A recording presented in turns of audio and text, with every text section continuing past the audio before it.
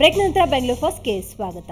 11 ದಿನಗಳಿಂದ ಮುಷ್ಕರ ನಡೆಸ್ತಾ ಇರುವ 108 ಆಂಬ್ಯುಲೆನ್ಸ್ ಸಿಬ್ಬಂದಿ ಪರ ಹೈಕೋರ್ಟ್ ಸರ್ಕಾರಕ್ಕೆ ಚಾಟಿ ಬೀಸಿದೆ. ನೌಕರರಿಗೆ ಆಗಿರುವ ವೇತನ ತಾರತಮ್ಯ ನಿವಾರಿಸುವಂತೆ ಸರ್ಕಾರಕ್ಕೆ ಸೂಚಿಸಿದೆ. ಇನ್ನು ಇಷ್ಟು ದಿನ ಕಾಣಿಸಿದ ಆರೋಗ್ಯ ಸಚಿವರು ಇವತ್ತು ಹೈಕೋರ್ಟ್ ತರಾಟೆಗೆ ಬೆಚ್ಚಿ ದಿಢೀರಂತ ಪ್ರತಿಭಟನಾಕಾರರ ಮುಂದೆ ಪ್ರತ್ಯಕ್ಷರಾಗಿದ್ರು.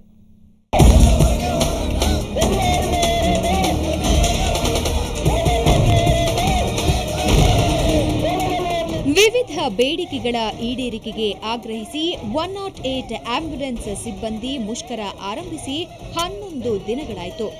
ಇದೀಗ ಹೈಕೋರ್ಟ್ ಮುಷ್ಕರ ನಿರತ ಸಿಬ್ಬಂದಿ ಪರ ನಿಂತಿದ್ದು ಸರ್ಕಾರಕ್ಕೆ ಚಾಟಿ ಬೀಸಿದೆ.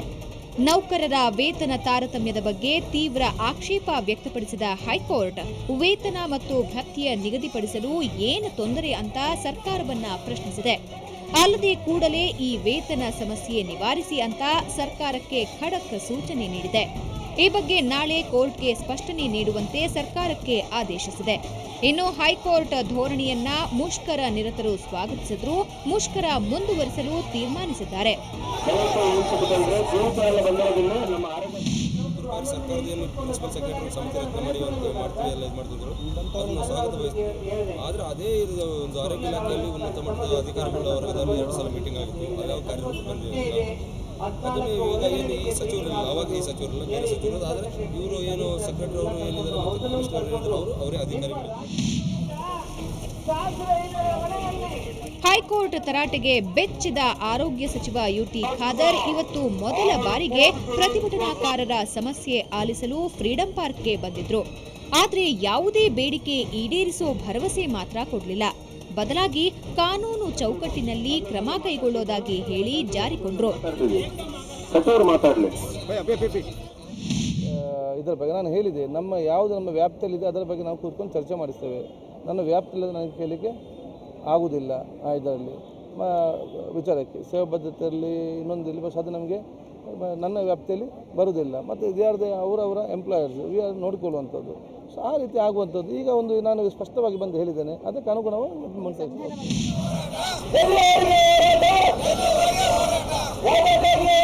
ಇನ್ನು ಆಂಬ್ಯುಲೆನ್ಸ್ ಸಿಬ್ಬಂದಿ ವೇತನ ಸಮಸ್ಯೆ ಬಗ್ಗೆ ನಾಳೆ ಸರ್ಕಾರ ಕೋರ್ಟ್ಗೆ ಸಲ್ಲಿಸಲಿರೋ ಪರಿಹಾರ ಕ್ರಮ ನೌಕರರಿಗೆ ತೃಪ್ತಿ ಕೊಡುತ್ತೋ ಇಲ್ವೋ ಗೊತ್ತಿಲ್ಲ.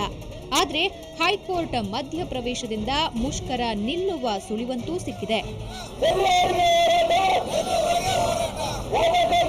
ಬೆಂಗಳೂರಿನಿಂದ ಮಸೂದ್ ದೊಡ್ಡೇಬಾಗಿಲು ಹಾಗೂ ಶ್ರೇಯಾ ಶೆಟ್ಟಿ, ಸುವರ್ಣ ನ್ಯೂಸ್.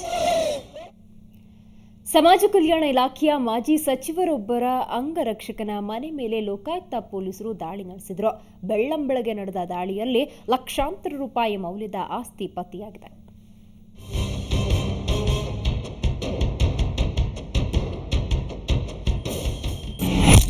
ಅಕ್ರಮ ಆಸ್ತಿ ಸಂಪಾದನೆ ಆರೋಪ.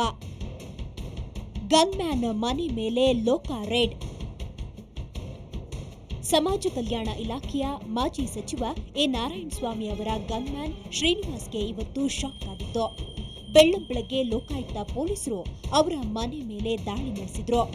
ಸಿಆರ್ ಪೊಲೀಸ್ ಪೇದೆಯಾಗಿದ್ದ ಶ್ರೀನಿವಾಸ್ ಕಳೆದ 2 ವರ್ಷಗಳಿಂದ ಮಾಜಿ ಸಚಿವ ಎ ನಾರಾಯಣಸ್ವಾಮಿ ಗನ್ಮ್ಯಾನ್ ಆಗಿ ಕೆಲಸ ಮಾಡ್ತಿದ್ರು. ಅಕ್ರಮ ಆಸ್ತಿ ಸಂಪಾದನೆ ಆರೋಪದ ಮೇಲೆ ಲೋಕ ಪೊಲೀಸರು ಯಲಹಂಕದ ಸಿಕ್ಕನಾಯಕನಹಳ್ಳಿಯಲ್ಲಿರುವ ಮನೆ ಮೇಲೆ ದಾಳಿ ಮಾಡಿ ಅಪಾರ ಪ್ರಮಾಣದ ಅಕ್ರಮ ಆಸ್ತಿ ವಶಪಡಿಸಿಕೊಂಡ್ರು. ಲೋಕ ಪೊಲೀಸರ ದಾಳಿ ವೇಳೆ ಗನ್ಮ್ಯಾನ್ ಮನೆಯಲ್ಲಿ 1.28 ಲಕ್ಷ ನಗದು ಪತ್ತೆಯಾಗಿದೆ. 186 ಗ್ರಾಂ ಚಿನ್ನ ಹಾಗೂ 550 ಗ್ರಾಂ ಬೆಳ್ಳಿಯ ಆಭರಣ, 1 ಮನೆ, 1 ಆಲ್ಟೋ ಕಾರು ಹೊಂದಿದ್ದಾರೆ.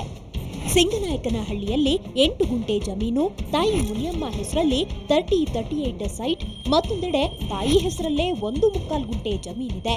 ಒಟ್ಟು 25,70,600 ರೂಪಾಯಿ ಮೌಲ್ಯದ ಅಕ್ರಮ ಆಸ್ತಿ ಪತ್ತೆಯಾಗಿದೆ.